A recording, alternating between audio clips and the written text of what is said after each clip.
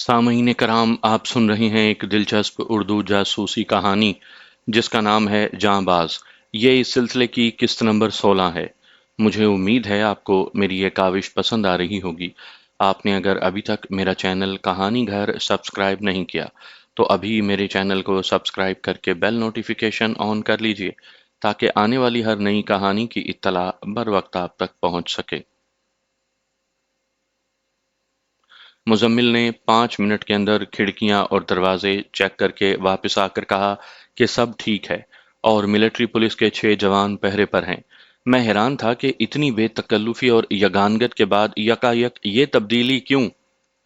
Colonel Muzammil भी अपनी जगह पर बैठ गया। तमाम अफसरान भी पुरसकून खामोशी से बैठे थे। ब्रिगेडियर ने इस दौरान सिगार सुलगा लिया। परेशान तो सिर्फ मैं था कि यकायक ये क्या हो रहा है। मेरी परेशानी मेरे चेहरे से आया थी, जिसे शायद सब ने महसूस भी कर लिया। अपने सीनियर अफसर के सामने उनमें से बोला तो कोई भी नहीं, लेकिन उन सब के चेहरों पर दबी दबी मुस्कुराहट थी, जिससे मेरी उलझन में और भी इजाफा हो गया। इस सकूत को बिला आखिर ब्रिगेडियर ने तोड़ा। सिगार की राख को एशट्रे में झाड़ते हुए वो बोला, ये महज एक इत्तफाक नहीं, बल्कि हमारे हम ख्याल एक मेजर जनरल ने 3-4 माह की तगोदो के बाद हमें खलना में यकजा कर दिया है, वरना हम पहले मुख्तलिफ रेजिमेंट्स और ब्रिगेड्स में बिखरे हुए थे। तुम्हें यकीनन इल्म होगा कि भारतीय बॉर्डर यहाँ से करीब ही है। जैसूर छावनी में भारतीय दबाव की वजह से वहाँ ऐसे सीनियर अफसर तैनात किए गए हैं जिनका झुकाव भारत की तरफ है, और यूं महसूस होता है जैसे जैसोर बांग्लादेशी नहीं बल्कि भारतीय छावनी है। सरहद पार से भारतीय फौजी अफसरान महीने में 10-12 रोज जैसूर में गुजारते हैं, और उन्हीं के मशवरों और हिदायत के मुताबिक सरहद पार से जासूस हमारी महदूद फौज में भारत मुखालिफ जवानों और अफसरान को तलाश करते और उनकी निशानदही करते हैं। उन जवानों और अफसरान को या तो सुबकदोश करके उनकी मुसलसल सर्विलेंस निगरानी की जाती है, और या उन्हें किसी रात गायब कर दिया जाता है। मामूली सी और रस्मी सी इंक्वायरी के बाद उन्हें मफरूर करार दिया जाता है और उनकी तलाश के अहकाम दिए जाते हैं, लेकिन ये सिर्फ फाइल वर्क तक ही महदूद होता है। अमली तौर पर अब तक ना तो कभी उनकी तलाश की गई है और ना ही कोई ऐसा डेजर्टर आज तक पकड़ा गया है। खलना में हमने मुख्तलिफ ज़राए से मालूमात इकट्ठी करके एक मुफस्सिल रिपोर्ट तैयार की है, जिसकी रोशनी में एक प्लान भी तरतीब दिया है। जसूर छावनी में एक हेलीपैड यानी हेलीकॉप्टर उतरने की जगह है, जहां से भारतीय सीनियर अफसरान हेलीकॉप्टरों में कलकत्ता से उस छावनी में आते जाते हैं, और उनका फ्लाइंग राउट यानी प्रवास का रास्ता सुंदरबन के इस इलाके से है जहां पर शिकार पार्टियां जाती हैं। एयर पॉकेट्स यानी हवा के दबाव से बचने के लिए ये हेलीकॉप्टर उस इलाके पर से 800 से 1000 फुट की बुलंदी पर उड़ते हैं।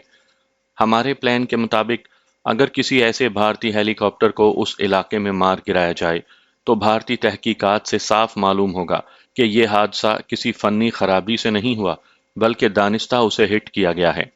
इसका नतीजा ये होगा, 8 भारतीय अफसरान हलाक होंगे। भारतीय फौज का जैसूर छावनी के अफसरान पर एतमाद खत्म हो जाएगा और वहां के जीओसी का ट्रांसफर कर दिया जाएगा। हमने पूरा इंतजाम कर रखा है कि ऐसी सूरत में उस जनरल को जैसूर भेजा जाएगा जो हमारा हम ख्याल है। इस तरह जैसूर छावनी भी हमारे ग्रुप के जनरल की कमान में आ जाएगा। इस काम के लिए हम बजूका बजूका यानी कंधे पर रख कर चलाने वाला हथियार, जिससे फायर किए हुए रॉकेट से टैंकों को निशाना बनाया जाता है, बजूका इस्तेमाल कर सकते हैं। यहाँ खलना छावनी में हमारे पास सन 71 में भारतीय फौज से छीने हुए 2 बजूका और 10 रॉकेट्स हैं, जिनका छावनी के असले खाने में कोई रिकॉर्ड नहीं। हमारा प्लान तकरीबन 5 माह कबल से तैयार पड़ा है, लेकिन हम इस पर आज तक अमल इसलिए नहीं कर सके क्योंकि हमें अपने मातहत जवानों, जेसीओज और अफसरान पर एतमाद नहीं। तुम ये समझ लो कि अभी तक खलना छावनी के पूरे ब्रिगेड की नफरी में हमारे हम ख्याल ग्रुप के सिर्फ यही अफसरान हैं जो इस कमरे में बैठे हैं, और 14 सिपाही और एनसीओ हैं जिनमें से 6 मिलिट्री पुलिस वाले बाहर पहरे पर हैं। उन सब की वफादारी किसी भी किस्म के शको शुबे से बालातर है। इसी ब्रिगेड में हमारी सोच से इख्तलाफ रखने वाले हमारे खिलाफ जासूसी और हमारी नकलो हरकत की निगरानी भी करते हैं। इसीलिए हमारा प्लान अभी तक सर्द खाने में ही है। कल तुमसे मिलने के बाद आज सुबह कर्नल मुजम्मिल ने मुझसे तुम्हारे मुतल्लिक बात की भारत में तुम्हारी तमाम कारगुजारी को ये पहले ही कई मर्तबा हमसे तफसीलन बयान कर चुका था। तुम्हारी यहाँ मौजूदगी का सुनकर हमने आज बाद दोपहर मीटिंग की और आज रात ही तुमसे मिलने का फैसला किया। बजूका की रेंज 1000 फुट से ज्यादा है और उस रेंज में ये टैंक की 6 इंच मोटी चादर तक को फाड़ देता है। हेलीकॉप्टर तो अगर 1500 फुट पर भी बुलंद हो तो ये उसके परखच्चे उड़ा देगा। इसे चलाने के लिए 2 अफराद की जरूरत होती है और इससे निशाना लेना बहुत आसान है। हमारे हम ख्याल अफसर और जवान भी ये काम सर अंजाम देने को तैयार हैं, लेकिन उनकी छावनी से बाहर और ड्यूटी के अलावा नकलो हरकत की सख्ती से निगरानी के बायस हम अपने उस मिशन की तकमील से पहले या बाद में एक्सपोज होने के मुतहम्मिल नहीं हो सकते। क्या तुम अपने शिकार के प्रोग्राम के दौरान इस मिशन को सरअंजाम देने की जिम्मेदारी उठा सकते हो? मुझे यकीन है कि बजूका के 2 फायर करने की ट्रेनिंग से तुम इसका आज़ादाना और कामयाब इस्तेमाल कर सकोगे। इस्तेमाल के बाद तुम उसे हैंड ग्रेनेड से वहीं तलफ भी कर सकते हो। हम तुम्हें हेलीकॉप्टर के रूट और सुंदरबन में उस जगह की निशानदही के लिए मुकम्मल नक्शा और उसकी भारत की परवास के दिन और वक्त से भी आगाह कर देंगे। ब्रिगेडियर अपनी बात मुकम्मल करके खामोश हो गया और सब ने मेरे जवाब के इंतजार में मेरी तरफ देखना शुरू किया। मैंने चंद लम्हे सोचा और ये चंद लम्हे इस सोच में नहीं गुजरे कि मुझे यह मिशन हाथ में लेना चाहिए या नहीं, बल्कि मेरी सोच का जाविया ये था कि सीनियर भारतीय फौजियों की हलाकत और ये जानकर कि उनके हेलीकॉप्टर को हिट किया गया है, उनकी बांग्लादेश के मुतल्लिक अपनी हिमायत की खुशफहमी को कितना सदमा पहुंचेगा और इससे मुझे कितनी राहत और सुकून मिलेगा। मैंने ये कहते हुए इस मिशन को अंजाम देने की जिम्मेदारी कबूल कर ली कि यह मिशन जितना आपके लिए अहम है उससे ज्यादा मेरे लिए है। सकूते ढाका और मकबूजा कश्मीर में निहत्ते कश्मीरियों पर भारत के हर रोज ढाए जाने वाले मजालिम से मेरे दिल पर लगे जख्मों में हर रोज इजाफा हो रहा है। मैं दिल्ली में डीएमआई के मुझ पर किए गए तशद्दुद को आखिरी जिंदगी की सांस तक भुला नहीं सकूंगा।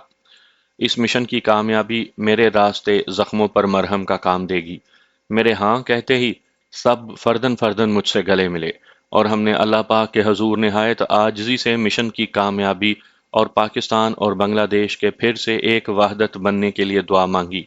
इसके बाद जो बातें हुई और जिन इंतहाई अहम और खुफिया रिपोर्ट्स की फाइलें मुझे दी गईं, उन्हें मैं कौमी राज और मफाद के लिए तहरीर नहीं कर सकता। मुख्तसरन इतना अर्ज करूंगा कि बजूका के 2 फायर करने की मुझे और कैसर को खुफिया ट्रेनिंग दी गई। सुंदरबन में शिकार के दौरान हमने भारतीय हेलीकॉप्टर मार गिराया जिसमें एक भारतीय मेजर जनरल और कई सीनियर अफसरान हलाक हुए। भारतीय और बांग्लादेशी अखबारों में यह खबर जली हरूफ से शाया हुई और हस्ब तवक्को भारतीय तहकीकात के बाद उस हादसे को साजिश करार दिया गया, जिसके नतीजे में जैसूर छावनी का जीओसी और कई सीनियर अफसरान का तबादला कर दिया गया। और जब मैं पाकिस्तान वापस लौटा तो मेरे पास इंतहाई खुफिया और अहम फाइलों का पलंदा था जिसे मैंने पाकिस्तानी मुतल्लिका हुकाम के हवाले किया।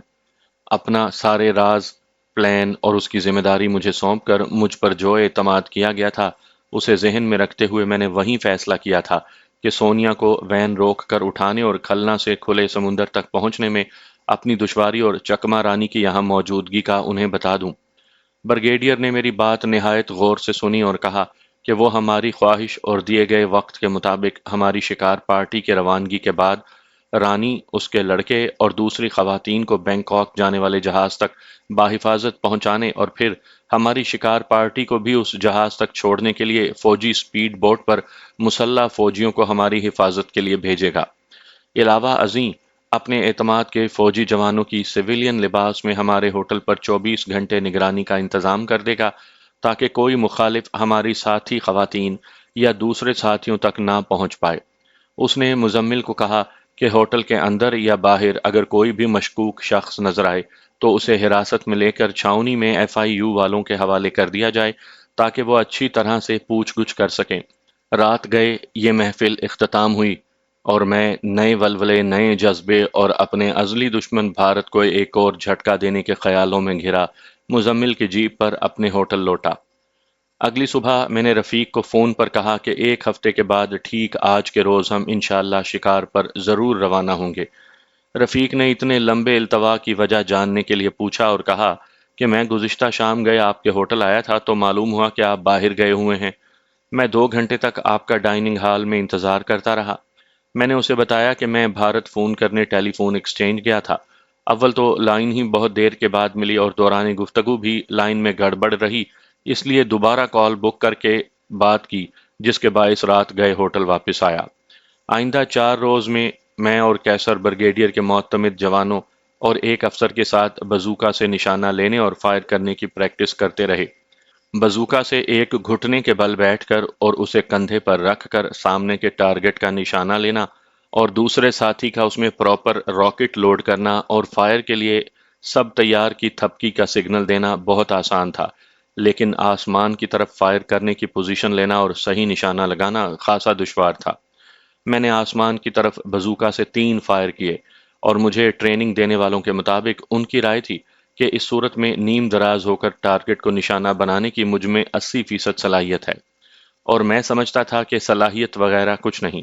اللہ پاک کی رحمت پر میرا یقین کامل اور اپنے ازلی دشمن بھارت سے شدید نفرت اور انتقام کا جذبہ مجھے اپنے مشن میں 100% کامیابی دے گا۔ بریگیڈیئر اور ہم خیال فوجیوں سے میٹنگ کے اگلے روز سے ہی سویلین لباس والے 2 فوجی ہماری جاسوسی کرنے والوں کو تلاش میں ہوٹل کے اندر اور باہر منڈلانے لگے۔ 6 گھنٹے کی ڈیوٹی دینے کے بعد 2 اور فوجی آ جاتے اور یہ نگرانی 24 گھنٹے جاری رہتی۔ اس دوران غالباً رفیق کے بھیجے ہوئے دونوں اناڑی جاسوس بھی ایک بار آئے۔ میں نے تو انہیں نظر انداز کر دیا، لیکن شام کو مزمل سے فون پر بات ہوئی تو اس نے بتایا کہ 2 پالتو کبوتر مل گئے ہیں اور انہیں ہم خوب اچھا دانہ کھلا رہے ہیں، اور تمہاری بینکاک روانگی تک ہم انہیں اپنے پاس ہی رکھیں گے۔ مزمل نے ملاقات کے دوران بتایا کہ صرف 6-7 تھپڑوں سے ہی انہوں نے بتا دیا کہ رفیق نے انہیں میری نقل و حرکت کی اطلاع دینے کے لیے مقرر کیا تھا۔ ہماری شکار کے لیے روانگی میں ابھی 3 دن باقی تھے کہ رات کو رانی نے مجھے بتایا کہ ان کے کمروں کے قریب ہی ایک کمرے میں 2 عورتیں آ کر ٹھہری ہیں، اور آج دن میں 3-4 مرتبہ انہوں نے ہمارا دروازہ کھٹکھٹایا اور مجھ سے ملنا چاہا، لیکن دروازہ کھولے بغیر ہی ہر بار ہم نے انہیں باہر ہی سے اپنی مصروفیت کا بہانہ کر کے رخصت کر دیا۔ رانی پڑھی لکھی اور سمجھدار عورت تھی، اور اس نے ہوٹل کے مینیجر کو بلوا کر اپنے لڑکے کے ذریعے کہلوایا کہ کچھ عورتوں نے بغیر کسی وجہ اور بلا جان پہچان کے ان کا دروازہ کئی بار کھٹکھٹایا اور وہ انہیں بلا وجہ پریشان کر رہی ہیں۔ میں نے رانی کو کہا کہ وہ ہرگز انہیں نہ ملے، اور اگر وہ کل دوبارہ آئیں تو مجھے بیرے کے ذریعے فوراً اطلاع بھجوائے، میں ان سے خود سمجھ لوں گا۔ اگلے روز ان عورتوں نے پھر رانی کے کمرے کا دروازہ کھٹکھٹایا تو رانی نے مجھے اطلاع دی۔ میں نے رضی کو بیرے کے ہمراہ ان کے پاس بھیجا، اور رضی نے ان کو دھمکایا کہ اگر وہ اب ان کمروں کی طرف بھی گئیں تو ان کا برا حشر کر دیا جائے گا۔ کینوس کے تھیلوں میں بند بزوکا اور راکٹ ہماری روانگی سے 2 روز پہلے ہمیں پہنچا دیے گئے۔ روانگی والے روز رفیق بمائے گائیڈ اور مزدوروں کے صبح ہی آ پہنچا۔ اسے حسن اتفاق کہیے یا مشیت ایزدی کہ رفیق نے شکار کے لیے وہی علاقہ چنا تھا جہاں نقشے کے مطابق ہمیں جانا تھا۔ شکار پر روانگی سے پہلے میں نے اپنے آئندہ کے پروگرام میں چند تبدیلیاں کی۔ رانی، اس کے بیٹے اور خواتین کو اپنے شکار سے واپسی سے پہلے جہاز تک بھیجنے کے بجائے انہیں کھلنا میں ہی رکھنے کا فیصلہ کیا، کیونکہ اپنی کھلنا میں غیر موجودگی کے دوران اب ان کی شناخت کی ذمہ داری بریگیڈیئر اور کرنل مزمل نے اٹھا لی تھی، اور سویلین لباس پہنے فوجی سپاہی 24 گھنٹے ان کی نگہداشت کے لیے موجود تھے۔ میں نے کرنل مزمل کو بھی رانی اور اس کے بیٹے سے ملوایا اور رانی کو کہا کہ میری غیر موجودگی میں اگر اسے کوئی بھی ضرورت پیش آئے تو کرنل مزمل سے دفتر یا گھر کے ٹیلی فون پر رابطہ کرے۔ میں نے رانی کو $10,000 بھی دیے کہ اگر ہماری واپسی میں دیر ہو جائے یا کوئی ضرورت درپیش ہو تو ان ڈالروں کو استعمال میں لائے۔ رانی کے دیے ہوئے اور مگ اور مورنگ قبیلے کے جواہرات بھی رانی کو دیے، لیکن اس نے ان کی ذمہ داری اٹھانے سے انکار کر دیا۔ میں نے کرنل مزمل کے ذریعے کھلنا کے نیشنل بینک میں ایک لاکر لے کر تمام جواہرات اس میں رکھے۔ کیسر اور نمبر 2 نے مجھے مشورہ دیا کہ حمید کو یہاں سے رخصت کر دیا جائے، لیکن میں نے ان کی تجویز یہ کہہ کر مسترد کر دی کہ حمید سے یہ بات بھی ناممکن نہیں کہ وہ رانگا ماٹی جا کر سردار کو ہمارے کھلنا میں قیام کا بتا دے۔ بے شک یہاں کے فوجی افسران میری ہر ممکن مدد کرتے، لیکن بنگلہ دیش میں ہم سب پاسپورٹ اور ویزا کے بغیر تھے، اور حمید کو کرنافلی پیپر ملز میں فوجی چوکی پر ہمارے حملے کا بھی علم تھا۔ ہم پر جاسوسی کا شبہ بھی کیا جا سکتا تھا، اور اگر ہم کسی بڑی مصیبت میں پھنس جاتے تو فوجی افسران کا تعاون اور ہمدردی بھی ایک حد سے آگے نہ جا سکتی۔ اور میں ایسا کوئی رسک نہیں لینا چاہتا تھا، لہٰذا ساری صورتحال کیسر اور نمبر 2 پر واضح کر کے میں نے صاف الفاظ میں انہیں کہا کہ ہماری ہمراہیوں میں سے کوئی بھی اگر واپس جانا چاہے تو میں اسے جانے کی اجازت دینے کے بجائے اسے ہلاک کرنا زیادہ بہتر سمجھوں گا۔ کرنل مزمل کی اس آفر کو بھی میں نے رد کر دیا کہ ہماری غیر موجودگی میں کھلنا میں رہنے والوں کو کینٹونمنٹ کے گیسٹ ہاؤس میں منتقل کر دیا جائے، کیونکہ کینٹونمنٹ میں اس طرح عارضی رہائش رکھنے والوں کا اس متحدہ پاکستان کے حامی گروپ کے مخالفین کی نظر میں آ جانا عین ممکن تھا۔ اپنے پروگرام میں ان تبدیلیوں کے علاوہ میں نے اپنی شکار سے واپسی کی واضح اور حتمی تاریخ کے نہ ہونے کے سبب چٹاگانگ میں اصفہانی کے جہاز کو ہرن گھاٹا بلوانے کو بھی اپنی واپسی تک مؤخر کر دیا۔ ان تمام انتظامات کے بعد رفیق سے نئی مقررہ تاریخ کو ہم صبح 8 بجے اپنے تمام ساز و سامان، بزوکا اور راکٹوں کے تھیلے اور اپنے اسلحے کے ساتھ روانگی کے لیے بالکل تیار تھے۔ رفیق بھی 2 گائیڈ اور 6 مزدوروں اور خرد و نوش کے سامان کو کرائے پر لی ہوئی لانچ پر چھوڑ کر ہمیں لینے آ گیا۔ تقریباً 9:30 بجے ہماری لانچ نے اپنا سفر شروع کیا۔ میں نے کرنل مزمل کے دیے ہوئے مفصل نقشوں اور ہیلی کاپٹروں کے فضائی راستے کی تفصیل کو اپنے لباس کے اندر محفوظ کر لیا تھا۔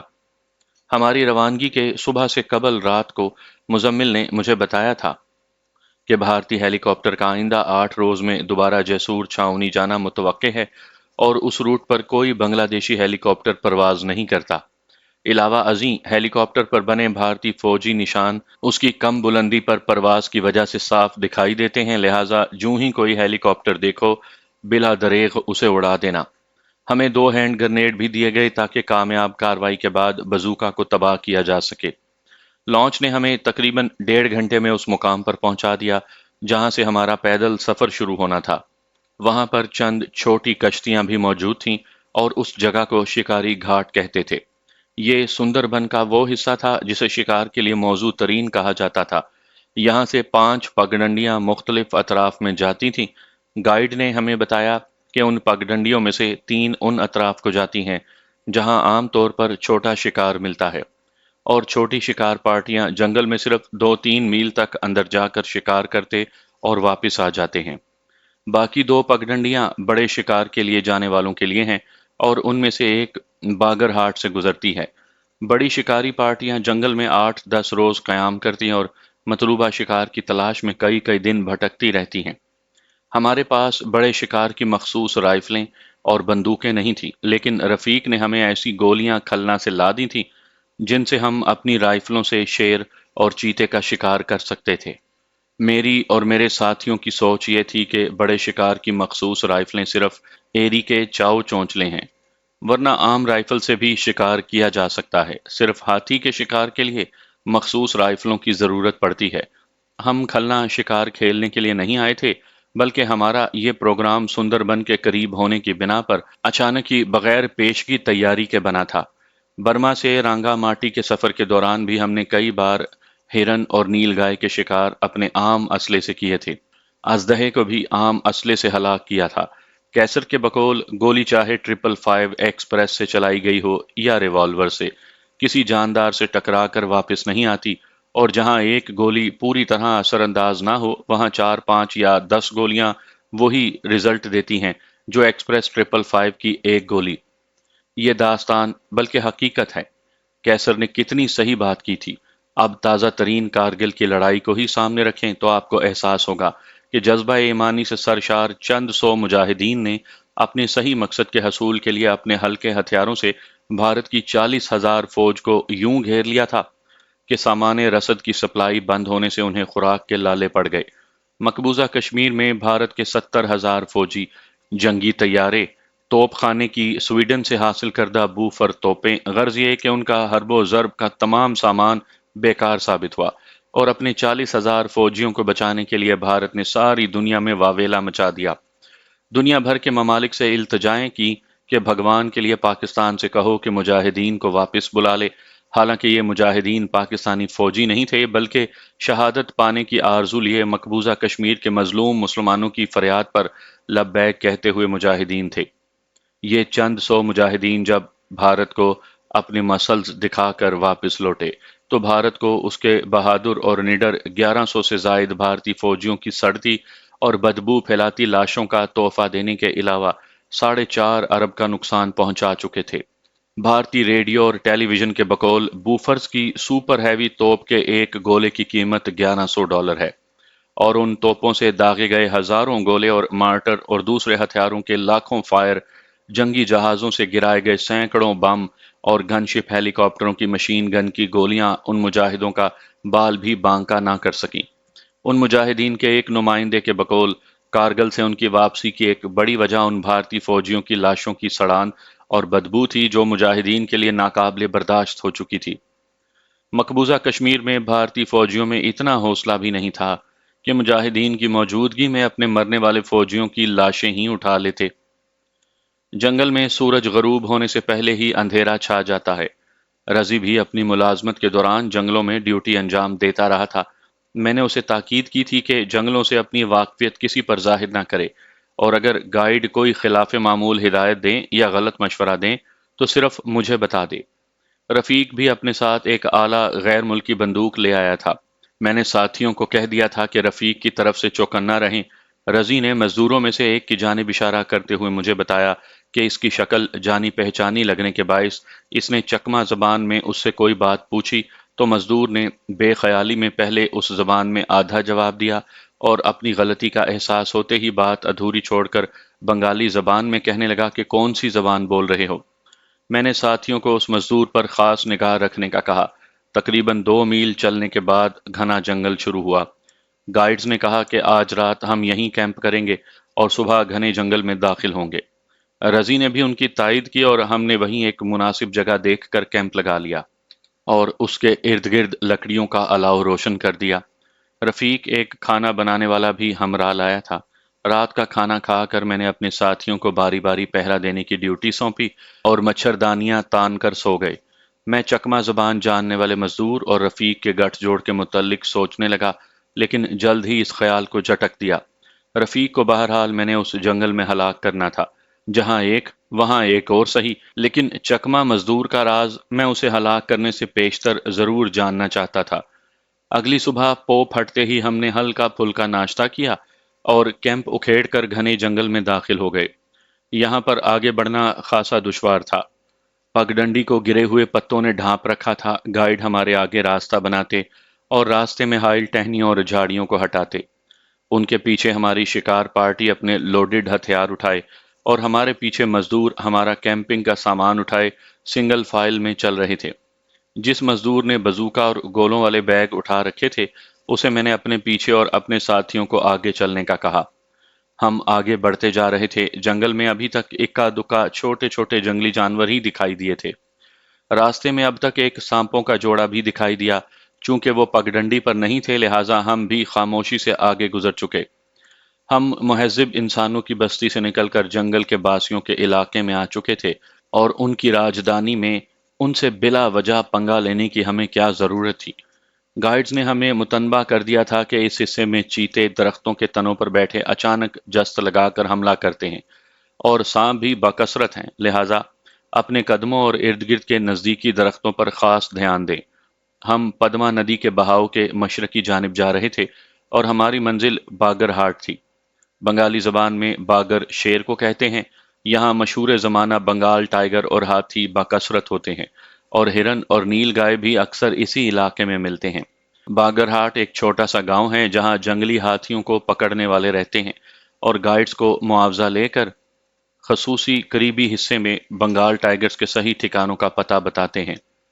باگر ہاٹ میں شکاریوں کی سہولت کے لیے انگریزوں کے دور کا بنا ہوا ایک ڈاک بنگلہ بھی بنا ہوا تھا۔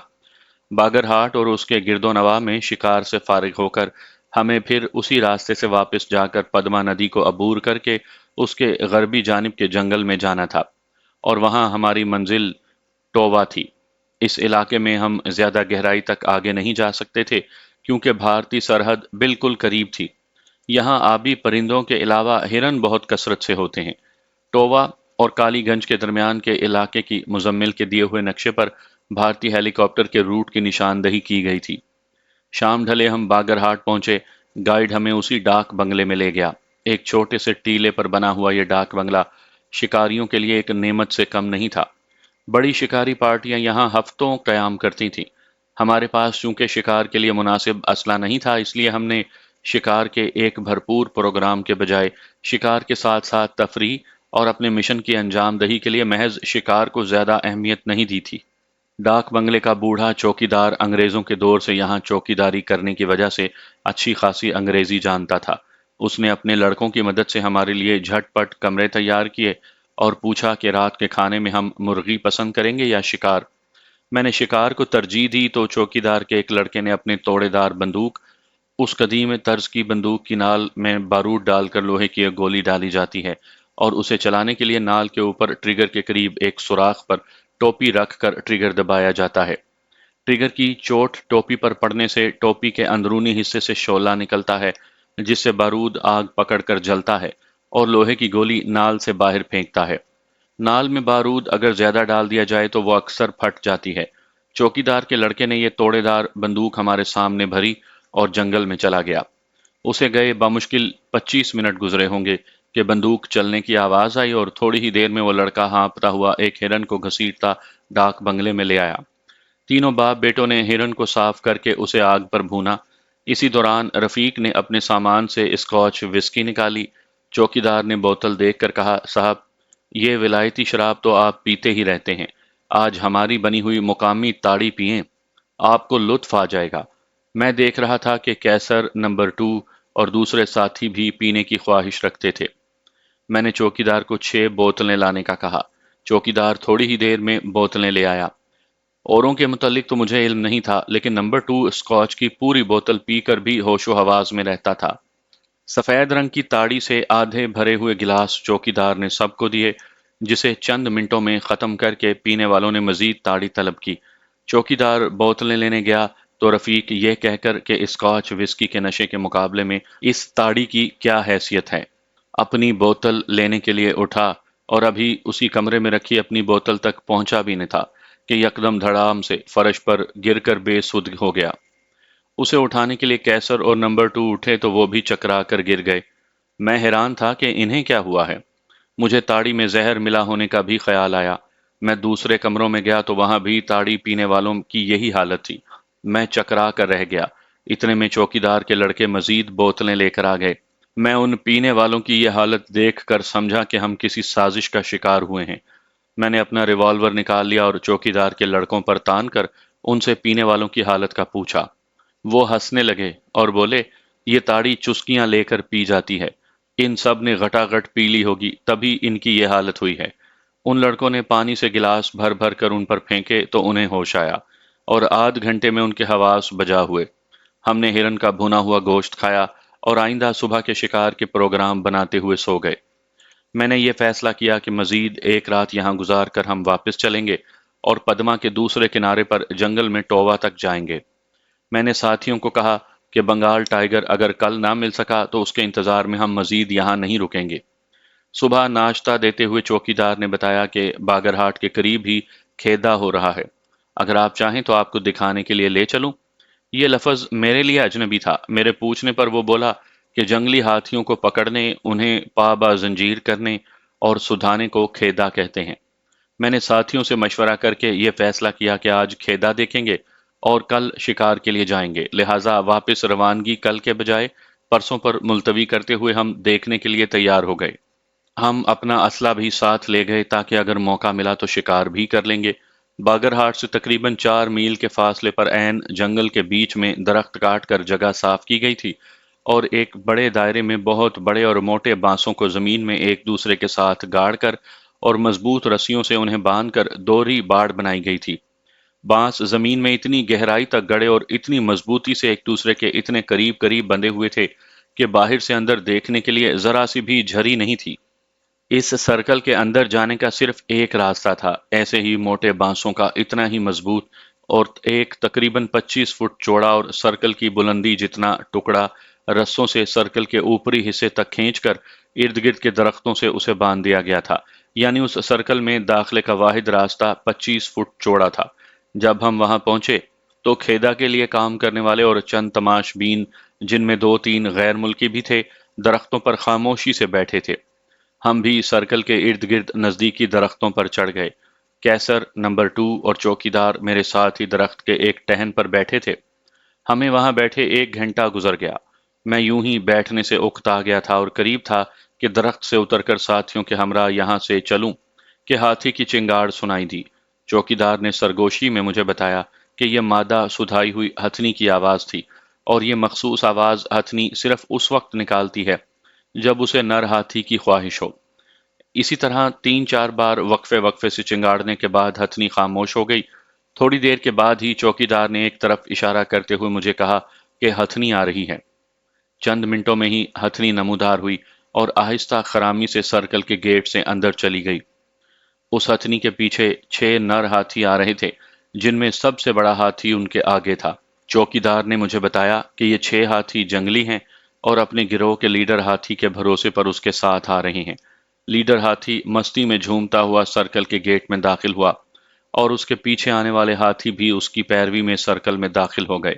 لیڈر ہاتھی خرمستیوں کے لیے ہتھنی کے قریب پہنچا ہی تھا کہ کھیدا والوں کے 2 آدمی بجلی کی سی تیزی سے درختوں سے اتر کر گیٹ کے اوپری حصے پر چڑھ گئے اور بندھے ہوئے گیٹ کی رسیاں کاٹ دیں۔ گیٹ تیزی سے نیچے آیا، جسے کھیدا والوں کے 4 5 ساتھیوں نے سرکل سے مضبوط رسیوں سے باندھ کر راستہ بند کر دیا۔ ہم درختوں کی بلندی پر بیٹھے اندر کا حال بھی دیکھ رہے تھے۔ لیڈر تو ہتھنی کی آواز اور قرب کے حصول میں ہوش و حواس کھو بیٹھا تھا۔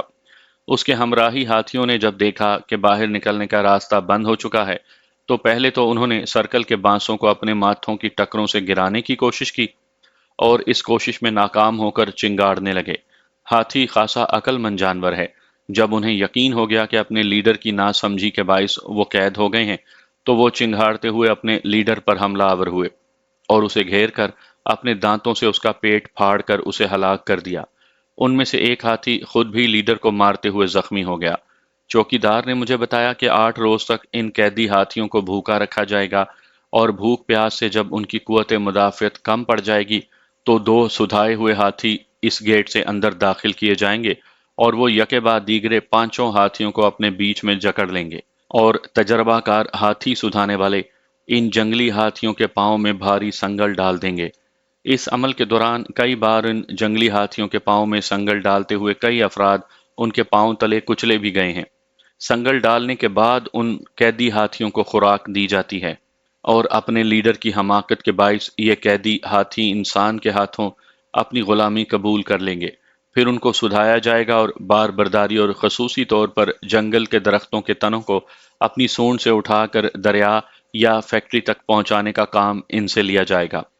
اس دوران یہ غلامی کے عادی اور انسان کی صحبت کے عادی ہو چکے ہوں گے، اور اس وقت انہیں اگر بالکل آزاد بھی چھوڑ دیا جائے تو یہ واپس اپنے ٹھکانے پر آ جائیں گے، کیونکہ ان کی آزادی کی خواہش تب تک بالکل ختم ہو چکی ہوگی۔ بعد دوپہر ہم کھیدے کا پہلا حصہ دیکھ کر درختوں سے اترے اور واپس ڈاک بنگلے کی راہ لی۔ میں سوچ رہا تھا کہ اپنے لیڈر کی غلطی کی سزا ان ہاتھیوں نے اسے فوراً ہی دے دی، اور ایک ہم ہے کہ اپنے لیڈروں کی غداری، وطن فروشی اور ذاتی فوائد کے لیے پوری قوم کو گروی رکھنے اور دوسروں کا غلام بننے کا ہمیں پورا یقین ہونے کے باوجود ہم خود تو ان سے باز پرس کرتے نہیں، اور اگر کوئی جری اور نڈر شخص ان کی حرکتوں کا نوٹس لے تو بجائے اسے داد دینے کے اس فرسودہ اور بے ڈھنگے آئین کے حوالے سے احتجاج کرنا شروع کر دیتے ہیں، جس کی شکل انہی غداروں نے متعدد ترامیم کر کے اتنی بگاڑ دی ہے کہ اسے اپنا قومی آئین کہتے ہوئے بھی شرم آتی ہے۔ جنرل ضیاء الحق نے مارشل لاء لگانے کے بعد صحافیوں سے گفتگو کرتے ہوئے یہی کہا تھا کہ 14 صفحے کا یہ کتابچہ قومی آئین نہیں بلکہ محض ردی کا ٹکڑا ہے، جسے ایک شخص نے اپنے اقتدار کو طول دینے کے لیے صرف اپنے مفاد کے لیے بنایا ہے۔ آج بھی ہم ایسی ہی صورتحال سے گزر رہے ہیں۔ جنرل پرویز مشرف نے اگرچہ اس آئین کو ختم نہیں کیا، جس میں مسلسل اور متعدد ترامیم کر کے نواز شریف نے سارے اختیارات اپنی ذات میں مرتکز کر کے کم از کم 20 سال پاکستان کے سیاہ و سفید کا مالک اور امیر المومنین بننے کی تیاری کی تھی، اور آج اس کے چند ہواری اور چمچے اسی آئین کے حوالے سے احتجاج کر رہے ہیں۔ خدا را، ذرا اس آئین کو پڑھیں تو صحیح اور دیکھیں کہ کیا یہ ہمارا قومی آئین ہے یا رائے ونڈ کے محلات ہیں، ابا جی کے مشوروں سے ترامیم کیا ہوا وہ کتابچہ ہے جس کے ذریعے تا زندگی حکومت کرنے کی راہ بنائی گئی ہے۔ پچھلے دنوں اخبارات میں پڑھا تھا کہ شہباز شریف نے بیان دیا ہے کہ فوجی حکام کو نواز شریف سے شکایات تھیں لیکن میرے حکمران بننے پر وہ راضی تھے۔ معلوم نہیں اس شریف فیملی اور بھٹو خاندان کو یہ غلط احساس کیوں کر ہوا ہے کہ پاکستان پر حکومت کرنے کا صرف انہی دو خاندانوں کو پیدائشی حق حاصل ہے۔ سن 1987 سے تو یہی دیکھنے میں آ رہا ہے کہ جیسے صرف یہ دونوں شاہی خاندان ہی پاکستان پر غاصبانہ حکومت کرنے کے لیے وجود میں آئے ہیں۔ کھیدا دیکھنے کے بعد ڈاک بنگلے کو واپس جاتے ہوئے چوکیدار نے مجھے کہا کہ باگر ہاٹ میں اس کا گھر ہے۔ اگر وہاں کچھ دیر آرام کرنے کے لیے ٹھہر جائیں تو وہ ہمارے لیے آملیٹ، چاول اور چائے بنوائے گا، اور کچھ دیر وہاں سستانے کے بعد غروب آفتاب کے وقت اگر ہم ڈاک بنگلے کی طرف روانہ ہوں تو بہت ممکن ہے کہ ایک دو ہرن شکار کر سکیں، کیونکہ اس وقت ہرن سارا دن خوراک کے حصول کی تلاش کے بعد پانی پینے کے لیے ہمارے راستے میں ایک نشیبی جگہ پر جمع پانی کے جوہر سے پیاس بجھانے آتے ہیں۔ چوکیدار مجھ سے بڑا انعام لینے کی خواہش میں ہمارے یہاں قیام کے دوران ہمیں زیادہ سے زیادہ خوش اور مطمئن کرنا چاہتا تھا۔ درختوں کے تنوں پر گھنٹوں بیٹھے اور کھیدا دیکھتے ہم سب خاصے تھک چکے تھے۔ رفیق کا تو برا حال تھا۔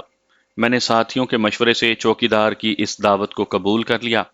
کیسر نے بھی چوکیدار کی تائید کرتے ہوئے کہا کہ اتنے افراد کا اتنے اسلحے کے ساتھ سندر بن سے شکار کے بغیر خالی ہاتھ لوٹنا اچھا نہیں لگتا۔ ہم سب باگرہاٹ میں چوکیدار کے مکان پر پہنچے۔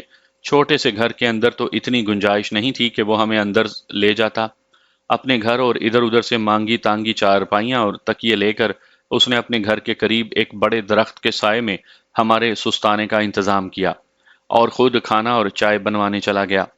اس گاؤں سے ڈاک بنگلہ تقریباً 2 میل کے فاصلے پر تھا، اور انہی 2 میلوں میں وہ جوہڑ پڑتا تھا جس پر ہرن اپنی پیاس بجھانے آتے تھے۔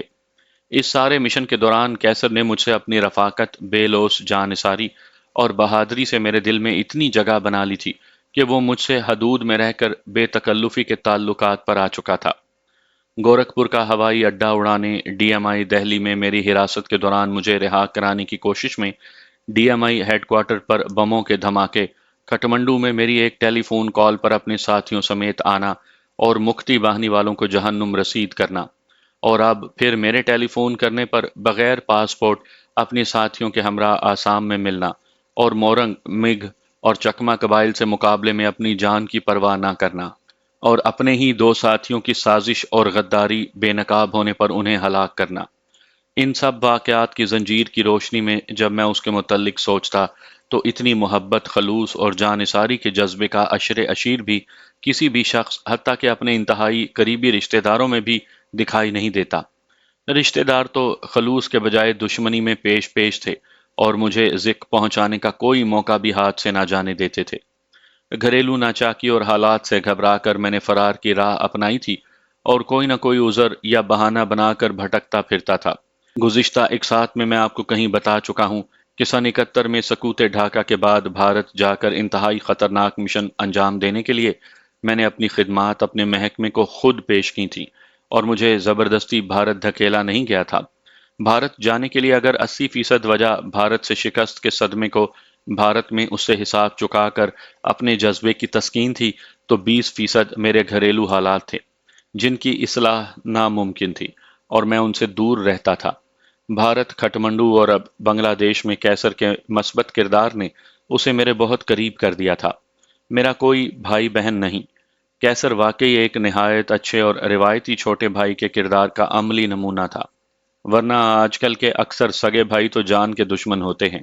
کیسر نے روایتی اچھے بھائی کی کمی پوری کر دی تھی۔ سستانے کے دوران کیسر اپنی کھاٹ یعنی چارپائی سے اٹھ کر میرے پاس آیا اور آہستہ لہجے میں کہنے لگا، بھائی جان، کھیدے کے دوران میں نے کئی بار نوٹ کیا کہ رفیق نے اپنی بندوق سے نشانہ باندھنے کی ظاہراً مشق کرتے ہوئے کئی بار آپ کو شست میں لیا۔ اس کی بندوق لوڈڈ ہے، آپ کو نشانے میں لے کر صرف ٹریگر دبانا باقی تھا۔ مجھے یوں محسوس ہوتا ہے کہ اس کے دل میں بھی اتفاقیہ ٹریگر دب جانے کا عذر کر کے آپ کو ہلاک کرنا مقصود ہے۔ کیوں نہ ہم کسی بہانے اس سے اس کی بندوق اپنے قبضے میں لے لیں؟ مجھے یہ بھی محسوس ہوتا ہے کہ اس نے اپنے لباس میں ریوالور یا پسٹل چھپا رکھا ہے۔ حالات کے پیش نظر میں اس پر قطعی بھروسہ نہیں کر سکتا۔ میں نے کیسر کو کہا کہ تم اس کی حرکات و سکنات پر اپنی توجہ رکھو۔ رات کو ڈاک بنگلے میں اسے تاڑی پلوا کر اور بے ہوش کر کے ہم اس کے لباس کی تلاشی بھی لے لیں گے۔ کیسر بولا، بھائی جان، آپ کو تو علم ہے کہ دہلی میں مرحوم بشیر بھائی نے مجھے اسلحہ، کارتوس اور گولیاں بنانے کا فن سکھایا تھا۔ اگر آپ اجازت دیں تو اس کی بے ہوشی کے دوران میں اور میرے ساتھی لڑکے اس کے سارے کارتوسوں اور گولیوں سے بارود نکال کر ان میں مٹی بھر دیں۔ یہ سارا کام ہم آدھ گھنٹے میں کر دیں گے، اور اس کی بندوق اور لباس میں چھپا اسلحہ اسی کے پاس رہنے دیں گے۔ اگر اس کی نیت خراب ہوئی تو وہ آپ پر اور ہم پر اپنا اسلحہ استعمال کرنے کی کوشش کرے گا، جس میں ناکامی پھر اس کی خفت اور خوف زدہ ہونے سے ہم نہ صرف لطف اندوز ہوں گے بلکہ اسے ہلاک کرنے کا جواز بھی ہمیں مل جائے گا۔ اس کے دوران ہم مزدور کے روپ میں آئے ہوئے چکما جاسوس کو بھی ختم کر دیں گے۔ کیسر کی اس تجویز پر میں پھڑک اٹھا اور اسے یہ کام کرنے کی نہ صرف اجازت دی بلکہ تاکید کی کہ ایسا ضرور کرے۔ باگر گھاٹ سے واپسی کے وقت سورج غروب ہو رہا تھا۔ یہ ہماری خوش قسمتی تھی کہ جوہر کے قریب ہی ہمیں ہرنوں کی ایک ڈار دکھائی دی۔ ہرن بہت چوکنا چوپایا ہے اور اس میں سونگنے اور خطرے کو بھانپنے کی حس بہت زیادہ ہے۔ وہ جوہر کے قریب ہی تھے کہ انہوں نے اپنے کان کھڑے کیے اور ادھر ادھر دیکھنے لگے۔ خطرے کا احساس ہوتے ہی وہ چوکڑیاں بھرتے واپس بھاگے۔ ان بھاگتے ہرنوں پر ہم نے 7-8 فائر کیے، جن سے صرف 2 ہرن گھائل ہوئے اور باقی سب جنگل میں غائب ہو گئے۔ کیسر اور اس کے ساتھی گھائل ہرنوں کی طرف بھاگے اور انہیں وہیں ذبح کر دیا۔ مزدور ہرن اٹھا کر ڈاک بنگلے میں لے آئے۔ یہ ہمیں معلوم نہیں تھا کہ ہم میں سے کن کے فائروں سے ہرن گھائل ہوئے تھے، لیکن یقیناً ان میں رفیق شامل نہیں تھا۔ وہ میرے بالکل قریب تھا اور ابھی اپنی بندوق شانے پر سیٹ ہی کر رہا تھا کہ فائر ہو گئے۔ یہ شکار بہرحال ہماری ساری پارٹی کا کارنامہ تھا۔ ہم کندھوں پر اپنا اسلحہ رکھے فاتحانہ شان سے ڈاک بنگلے پہنچے۔ چوکیدار کو کسی نے خصوصی طور پر بتایا نہیں تھا، لیکن میرے سارے ہمراہیوں کے رویے سے اسے بخوبی اندازہ ہو چکا تھا کہ اس پارٹی کا لیڈر میں ہوں، لہٰذا وہ ہر بات مجھے ہی بتاتا اور مجھ سے ہی احکام لیتا۔ ساتھیوں کی فرمائش پر ایک ہرن آگ پر بھونا گیا اور دوسرے ہرن کا سالن بنایا گیا۔ دیگچے اور چاول چوکیدار نے مہیا کیے۔ میں نے اسے آج تاڑی کی 6 بوتلیں لانے کو کہا۔ تاڑی پینے سے رفیق نے پہلے تو انکار کیا، لیکن میرے زور دینے پر اور یہ کہنے پر کہ شکار پارٹی میں سب برابر کے شریک ہیں، لہٰذا اگر تم اسکاچ وسکی پینا چاہتے ہو تو پھر میرے تمام ساتھیوں کو بھی پلاؤ۔ وہ تاڑی پینے پر راضی ہوا۔ میں نے ساکی بنتے ہوئے اسے تاڑی سے لبالب بھرا گلاس دیا۔ پہلے تو وہ چسکیاں لینے لگا اور اسے جب تھوڑا سا نشہ چڑھا تو میں نے باٹم اپس یعنی گلاس ایک ہی بار خالی کرنے کو کہا تو وہ پورا گلاس چڑھا گیا۔ میں نے دوبارہ اس کا گلاس بھرا اور اسے بھی اس نے ایک ہی مرتبہ ختم کیا۔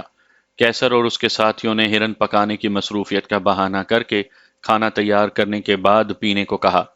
میں نے جب محسوس کیا کہ تاڑی اپنا اثر دکھا چکی ہوگی تو میں نے رفیق کو صحن میں چلنے اور ہرن پکتا دیکھنے کے لیے کہا، لیکن وہ تو اٹھنے کے قابل بھی نہ تھا۔